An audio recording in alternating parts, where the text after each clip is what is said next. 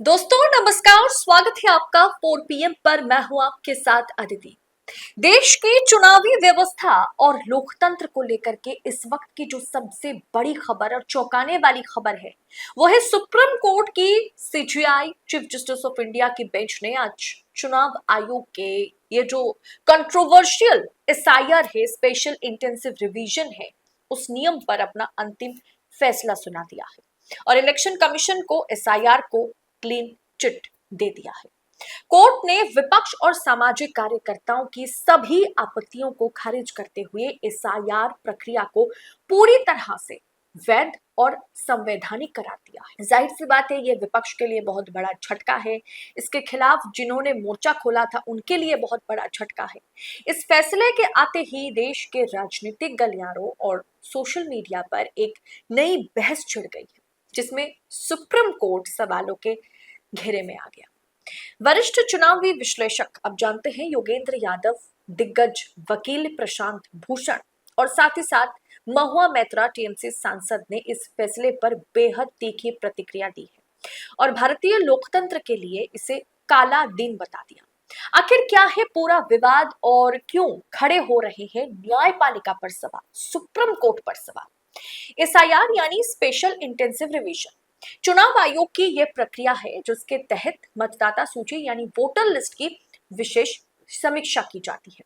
विपक्ष का आरोप रहा कि चुनाव आयोग इस प्रक्रिया का दुरुपयोग करके चुन चुन करके विपक्ष के वोट बैंक या विपक्ष के वोटर्स को, विपक्ष के वोट को काटता है और इससे बीजेपी को मतलब सीधे तौर पर फायदा जाता है। इस मामले पर 27 मई 2026 को यानी आज के दिन सुप्रीम कोर्ट ने बहुत बड़ा फैसला सुनाते हुए साफ कर दिया कि एसआईआर कराना चुनाव आयोग का संवैधानिक अधिकार है। चुनाव आयोग ऐसा कर सकता है और इसमें कुछ भी गलत नहीं है। इसमें किसी भी नियम या कानून का उल्लंघन नहीं हो रहा है। सुप्रीम कोर्ट में याचिकाकर्ताओं ने जो याचिकाएं दाखिल की थी उसे खारिज करते हुए स्पष्ट किया कि एसआईआर के जरिए चुनाव आयोग किसी की नागरिकता तय नहीं कर रहा है, बल्कि केवल ये देख रहा है कि कोई व्यक्ति वोटर बनने के योग्य है या नहीं।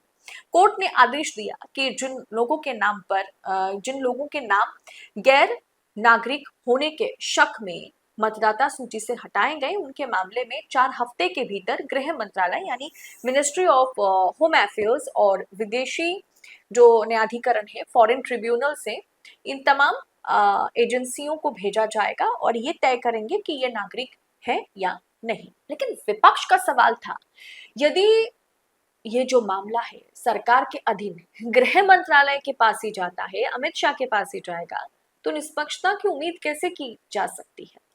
अब वोटर सरकार नहीं चुनेंगे, बल्कि सरकार ही चुनने वाली है कि कौन वोटर है कौन नहीं। दरअसल योगेंद्र यादव का इस पर बहुत गुस्सा फूटा और गुस्सा फूटना लाजमी भी है। उन्होंने इलेक्शन कमीशन, चुनाव आयोग, मतलब देश में जो लोकतंत्र अभी भी बरकरार है और न्यायपालिका, सबको लपेटे में लिया। योगेंद्र यादव ने कहा है कि खबर यह नहीं है कि सुप्रीम कोर्ट ने आज चुनाव आयोग के एसआईआर को संवैधानिक करार दिया। असली खबर तो यह है कि अब इस देश में भाजपा तय करेगी, भारतीय जनता पार्टी तय करेगी कि कौन वोट कर सकता है और कौन नहीं। खबर यह है कि देश के संविधान को बचाने का जो शायद अंतिम स्तंभ था, उसके कुछ हिस्से आज टूटकर गिर गए। यानी सीधा सवाल सुप्रीम कोर्ट पर, जजों पर। तो वहीं दूसरी ओर चुनाव आयोग को मिल गया है ब्लैंक चेक, ये प्रशांत भूषण कहते हुए नजर आते हैं। प्रशांत भूषण, आप जानते हैं, वरिष्ठ एडवोकेट हैं सुप्रीम कोर्ट में। सुप्रीम कोर्ट ने चुनाव आयोग को वर्चुअली एक ब्लैंक चेक यानी खुली छूट दे दी है। उन्होंने आरोप लगाया कि चुनाव आयोग पहले से ही बीजेपी के एजेंट की तरह काम कर रहा है और अब उसे फ्री हैंड मिल गया है। इस फ्री हैंड के बाद वो जिसका चाहे जब चाहे वोटर लिस्ट से नाम हटा सकता है और भाजपा को फायदा पहुंचा सकता है। जिसका चाहे नाम रख सकता है, जिसका चाहे हटा सकता है और बड़े आसानी से। आप जानते हैं कि बंगाल चुनाव में क्या हुआ कि जो मुस्लिम बहुल इलाके हैं वहां पर भारतीय जनता पार्टी चुनाव चुनावी जीत दर्ज करती हुई नजर आती है, क्योंकि वहां पे जो मुस्लिम वोट बैंक है उनका पूरी तरीके से सफाया हो गया है। जो ममता को वोट करते हैं उनका पूरी तरीके से सफाया हो गया है। और जिस एक एक सीट पर 14,000 15,000 नाम काट दिए गए, हटा दिए गए, और वहां महज 1,000 1,500 के अंतर से भारतीय जनता पार्टी टीएमसी को मात देती नजर आई। तो इसीलिए ये लोकतंत्र के लिए बेहद खतरनाक फैसला है। ये बात कौन क्या कह रहे हैं? सुप्रीम कोर्ट के वरिष्ठ वकील प्रशांत भूषण कह रहे हैं। इसके अलावा दोस्तों, महुआ मैत्रा ने भी ट्वीट करते हुए लिखा कि बिहार एसआईआर पर आज सुप्रीम कोर्ट का फैसला इलॉजिकल है, जल्दबाजी भरी है और भेदभावपूर्ण है। यानी इसमें डिस्क्रिमिनेट किया गया है। भेदभावपूर्ण प्रथाओं पर मंजूरी की मुहर जिस तरीके से आज चुनाव आयोग के एसआईआर पर सुप्रीम कोर्ट ने लगाया है, वो एक्सेप्टेबल नहीं है। बंगाल एसआईआर के बाद 27 लाख वैध मतदाता वोट देने से वंचित रह गए, जिनका भविष्य अभी भी अंधेरे में है।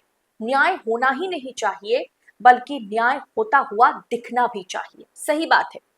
सुप्रीम कोर्ट के इस फैसले के बाद अब विपक्ष के पास कोई कानूनी तौर पर कोई रास्ता बचा हुआ नहीं है। राहुल गांधी ने बहुत पहले ही बोल दिया था कि हम सुप्रीम कोर्ट में इसीलिए नहीं जाते क्योंकि हमें पता है सुप्रीम कोर्ट इस पर क्या फैसला सुनाएगा।